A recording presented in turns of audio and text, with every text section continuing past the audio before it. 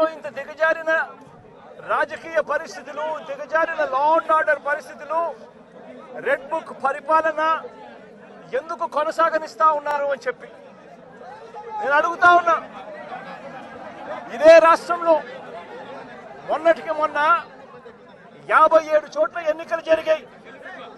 ఈ 57 చోట్లకు జెడ్పీ చైర్మన్లు ఎన్నుకునే కార్యక్రమం కానీ, ఎంపీపీ వైస్ ఎంపీపీలను ఎన్నుకునే కార్యక్రమం కానీ, కోఆప్షన్ సభ్యులను ఎన్నుకునే కార్యక్రమాలు కానీ, ఉప సర్పంచ్ ఎన్నుకునే కార్యక్రమాలు కానీ, వీటి అన్నింటిలోనూ కూడా 57 చోట్ల రాష్ట్రంలో ఎన్నికలు జరిగితే 7 చోట్ల చంద్రబాబు నాయుడు గారికి వాతావరణం సరిగ్గా లేదు అని, తాను గెలిచే పరిస్థితి ఎక్కడా కూడా కనిపించడం లేదు అని, ప్రలోభాలు పెట్టడానికి ఇంకా సమయం కావాలి అని ఏకంగా 7 చోట్ల ఎన్నికలు చంద్రబాబు నాయుడు గారు పోస్ట్పోన్ చేయించారు.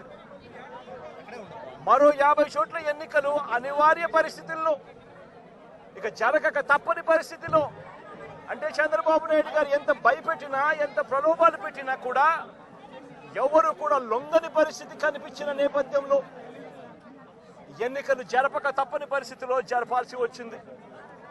నేను అడుగుతా ఉన్నా, ఈ 50 చోట్ల ఎన్నికలు జరిగితే ఏకంగా 39 చోట్ల వైఎస్ఆర్సీపీ గెలిచింది.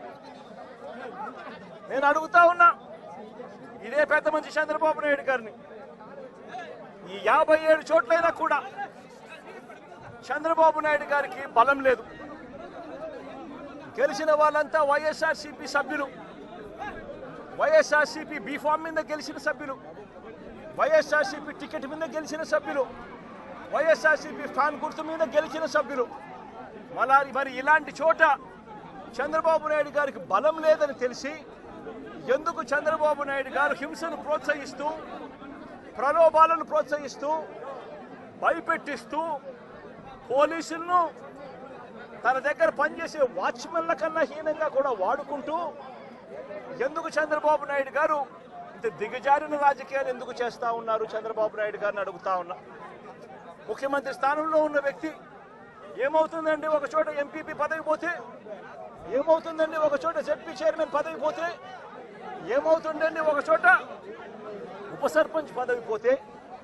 నేను అడుగుతా ఉన్నా ఇదే పెద్ద మంచి చంద్రబాబు నాయుడు గారి ముఖ్యమంత్రి కాబట్టి, అధికారంలో ఆయన ఉన్నాడు కాబట్టి, రాష్ట్రంలో ఏ పదవైనా కూడా తనకు బలం లేకపోయినా కూడా, తనకు సంఖ్యాబలం లేకపోయినా కూడా, తాను ముఖ్యమంత్రి అన్న అహంకారంతో ఏ పదవైనా కూడా నాకే కావాలి, ఏ పదవైనా కూడా నేను దౌర్జన్యం చేస్తాను అని చెప్పి లా అండ్ ఆర్డర్ను పూర్తిగా నాశనం చేసిన పరిస్థితుల మధ్య ఈరోజు రాష్ట్రంలో పరిపాలన సాగుతూ ఉంది.